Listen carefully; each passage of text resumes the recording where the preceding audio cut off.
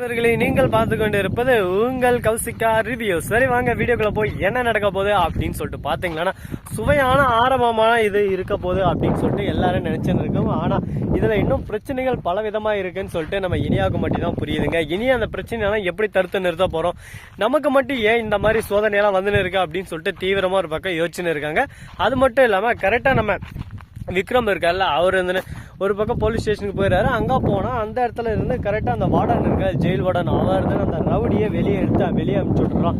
விக்ரம் போய் விசாரணை போகும்போது அந்த ரவுடி இல்ல, டே யாரா கேட்டு அவனை வெளியே அனுப்புனீங்க, எந்த ரீசனுக்காக வெளியே அனுப்புனீங்க, அவனுக்கு இன்னும் இது இருக்குல்ல அப்படி இப்படின்னு சொல்லிட்டு கேட்க, இந்த மாதிரி அவனுக்கு வந்து பெயில் ஆர்டர் வந்து வாங்கிட்டு போயிட்டாங்க, அதனாலதான் வெளியே வரட்டும், அப்படின்னா டெய்லி வந்து சைன் பண்ணல அப்படின்னு சொல்லி கேட்க, கண்டிப்பா பண்ணுவாங்க. அப்படி பண்ணலன்னா அவன் எங்க இருக்கான்னு பார்த்து அவன் அரெஸ்ட் பண்ணோம்.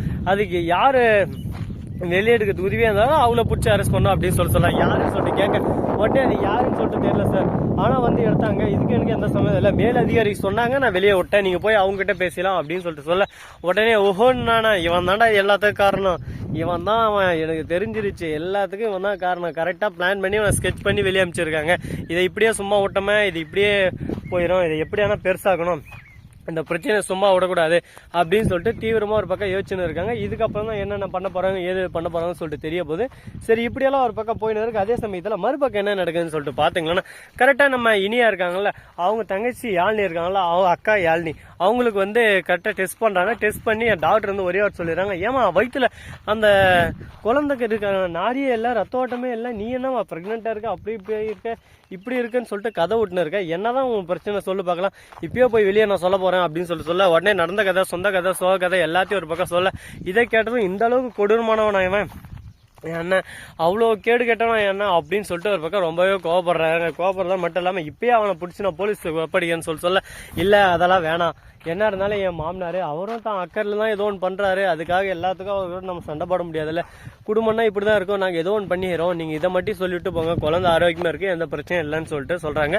அதை கேட்டு சரி ஓகே, இப்போதைக்கு நான் எதுவும் சொல்லலை, உங்க நல்லதுக்காசம் தான் எல்லாமே நான் பாக்குறேன், அதை ஃபர்ஸ்ட் புரிஞ்சுக்கோங்க, குழந்தை நல்லா ஆரோக்கியமா இருந்தா அது எங்களுக்கு தானே சந்தோஷம் அப்படின்ற மாதிரி ஒரு பக்கம் பேசினு இருக்காங்க. இது ஒரு பக்கம் நல்லபடியாவே ஒரு ஸ்மூத்தான ஒரு ஹேண்டில் போயின்னு இருக்கு. இதெல்லாம் இப்படியே போகுமா இல்ல இன்னும் பிரச்சனை அதிகமான்னு சொல்லிட்டு பொறுத்து வந்து பார்த்தா தெரிய போகுது. சரி, இப்படியெல்லாம் ஒரு பக்கம் நடந்து அதுக்கப்புறம் என்ன நடக்குதுன்னு சொல்லிட்டு பாத்தீங்கன்னா, கரெக்டா நம்ம இனியா இருக்காங்களா, அவங்க இருந்துன்னு யாழ்னி கிட்ட பேச போறாங்க. யாழ்னி இருந்து, உன் புருஷன் ஒத்துக்கிட்டாரா இல்லையா, நீ பேசினியா இல்லையா, எனக்கு சத்தியம் கொடுத்துருக்க, ஞாபகம் இருக்கா அப்படி இப்படின்னு சொல்லிட்டு கேட்க, அக்கா புரிஞ்சுக்கோங்க, நான் சொல்ற வரையும் கேளு, ஏன் நீ இந்த மாதிரி பிடிவாதம் பிடிக்கன்னு சொல்லிட்டு கேட்க, நான் சொல்றது உனக்கு புரியுதா இல்லையா, உன் புருஷன் ஒத்துக்கினாரா இல்லையா, நீ எனக்கு சத்தியம் கொடுத்துருக்க, சத்தியத்தை மீறியா அப்படின்னு சொல்லிட்டு கேட்க, உடனே எதுவுமே பேசாம ஒரு பக்கம் சைலண்டாவே இருக்காங்க. என்னடா பேசுறது, எதுடா பேசுறதுன்னு சொல்லிட்டு தெரியாம ஒரு பக்கம் குழப்பத்துல குழப்பி போயிட்டு இருக்காங்க. இந்த மாதிரி குழப்பம் எவ்வளவு தூரம் போகும், எங்க போய் நிக்கணும் யாராலையும் குறிப்பிட்டு சொல்ல முடியாது, எல்லாத்துக்கும் ஒரு வரைமுறைன்னு ஒன்று இருக்கு. ஸோ நண்பர்களே, இந்த வீடியோ பிடிச்சிருந்தா லைக் பண்ணுங்க, கமெண்ட் பண்ணுங்க, ஷேர் பண்ணுங்க, டிங் டிங் பெல்ல தட்டி விட்டு போங்க, அப்பதான் நாம் போற அடுத்த வீடியோ உடனுக்குடன் வரும். மிக்க நன்றி, தேங்க்ஸ் ஃபார் வாட்சிங், டாடா, see you, நன்றி, வணக்கம், வந்தனம், வருக.